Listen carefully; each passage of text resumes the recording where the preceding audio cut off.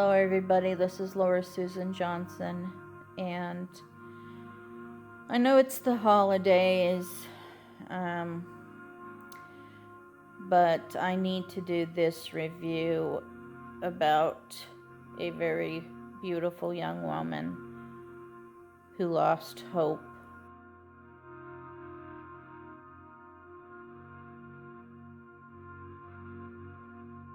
You know, for some people it can be very depressing, you know, being in the holiday season. And for others it's very joyful. Family gathers together. A lot of people don't have family, or they just don't know how to connect with family. This is the story of Christine Chubbuck. This takes place in the notorious year of 1974. Richard Nixon was getting ready to be impeached. The Watergate scandal had been happening, and one Mr. Theodore Robert Bundy was beginning a horrific killing spree. Beginning, that might be a controversial word. He might have been doing it for a few years prior, but the known victims begin piling up, accumulating, whatever you want to say, in early 1974. In the meantime, a young reporter born and raised in Ohio.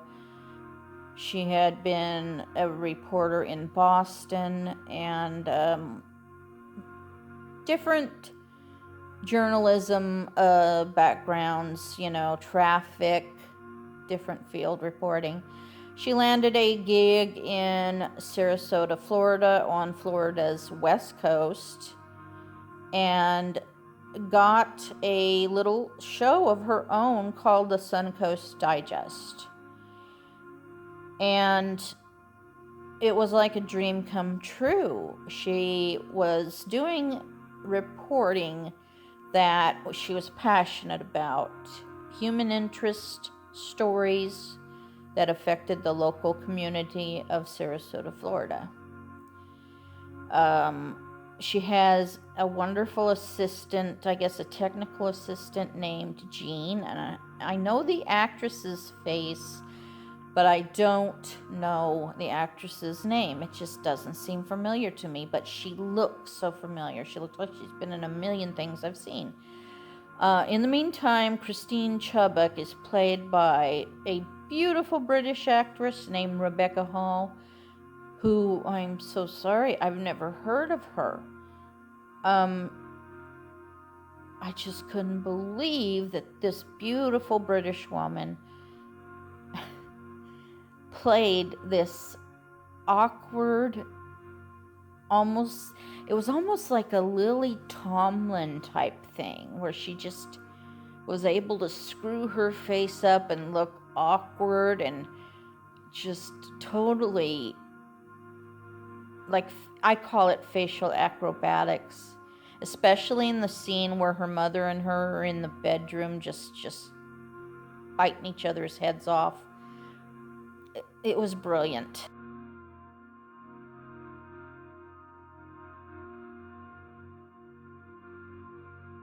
Michael C. Hall of Dexter fame is also in this as the head anchor of the news station. His name's George P. Ryan.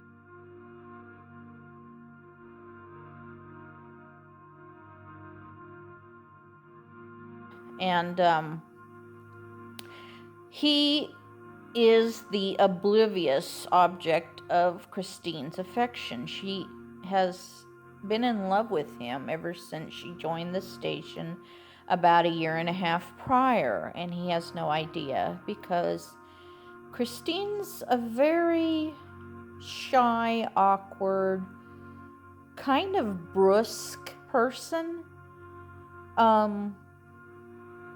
According to her family, and you never do see these two brothers that she had, you only see her mother. Her father, I don't even know anything about him. I couldn't find any info about him even on my searches, which always landed me on these wiki pages. But her brothers and her mother say she just never could really fit in anywhere. Even I, being queer, whether I was being a tomboy one day and a princess girly the next, I always could make my friends laugh, not at my expense, but actually make them laugh, cheer them up. I fit in. I was always the oldest kid, and yet the tiniest. I was always the tiniest little thing, skinny, itty bitty, and yet the oldest. They were all younger than me, and they were all bigger, which is weird. I was super shy, but I was self-deprecating, just like this Christine, as played by Rebecca Hall. She was always self-critical of herself, but this wonderful, it's just like the only one that resembled a friend, Jean.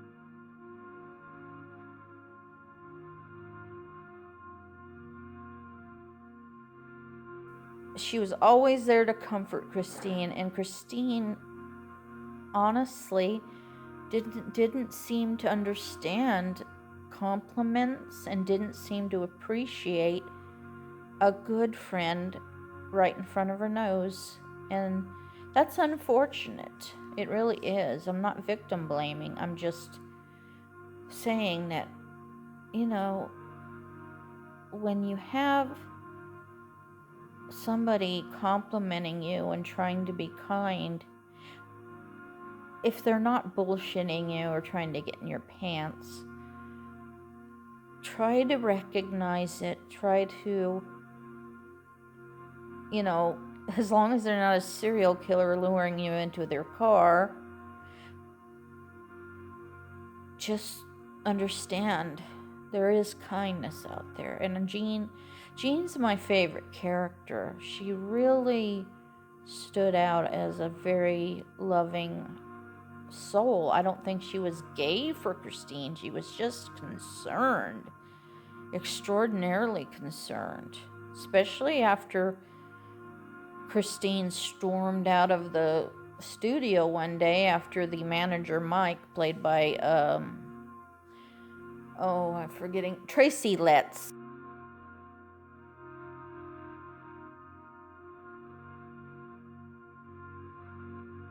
I don't want to get him mixed up with Billy Letts. Billy Letts is the writer, and Tracy Letts is this amazing actor who plays Mike, the manager of the station. He has put in so much, effort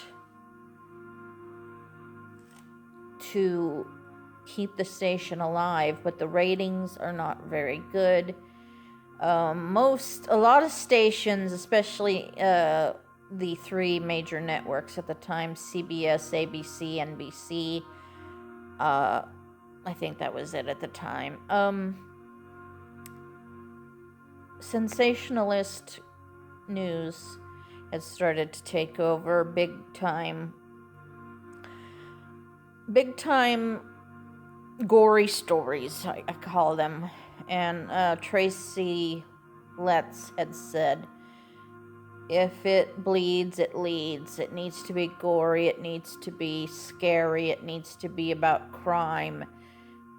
And, the dark side of whatever, the dark side of the community. And Christine wants to get ahead and advance in her career, but she doesn't want to report generic gory story. She wants to continue to do the work she loves, which is human interest community pieces about hospital problems, festivals that are going on, things that are more optimistic rather than pessimistic. And it could be because she's so depressed, and nobody really knows, that she wants to report about the cheerier side of life rather than, gloom and doom. One thing they said, the only thing I think the very tiniest gripe I have about this is that they mention a serial killer from Gainesville.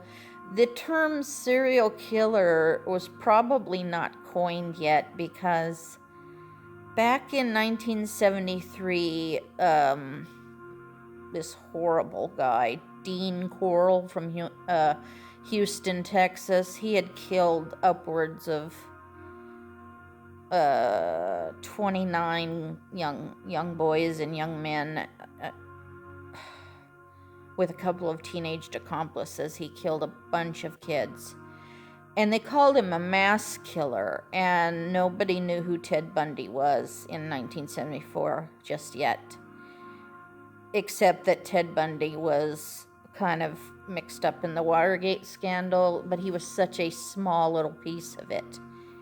And he was a Republican, in the state of Washington, and they somehow, I guess he was definitely, fingered something about the Watergate scandal,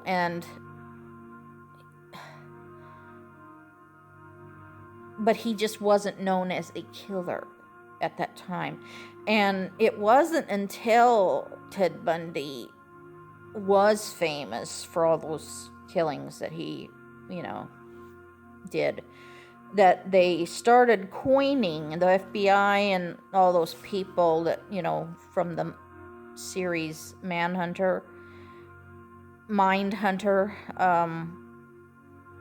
started using that term. I don't know what guy actually coined it, but I don't think it was as early as 74. If I'm wrong, I apologize. And again, if these topics are not something that will benefit you, I would not recommend watching this movie, nor would I recommend even watching my video. And of course, like I said, I will put a warning up before I, proceed with the video. Christine is asked out on a date by George, but it doesn't go well, and she begins to lose hope, the last little shred of hope. She's approaching her 30th birthday. She feels like a loser because she's a virgin. If only she lived in our era and understood what it is not to feel like a freak, just because you're asexual, Some people call her a female incel, but she only loves one man. If she was an incel, she would have gone to many men and asked them out on dates, or tried to seduce many men and been rejected, and that's just not the case. She's not an incel. So I think I'll stop here. If you choose to watch the movie, I have just fallen in love with it because it spoke to me. I related so much to Christine that I cried and cried and cried.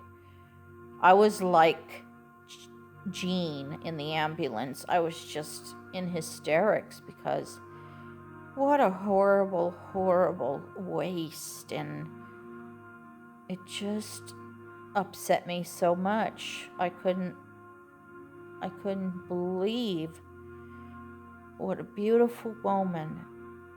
All she needed was somebody, but she rejected a lot of people who tried to reach out to her, including Jean. So I'm not saying her death was her own fault, really, but I just wish things had gone differently for her. It's a really great movie. If you watch it, it's great, but proceed with caution. That's all I can say. 10 out of 10.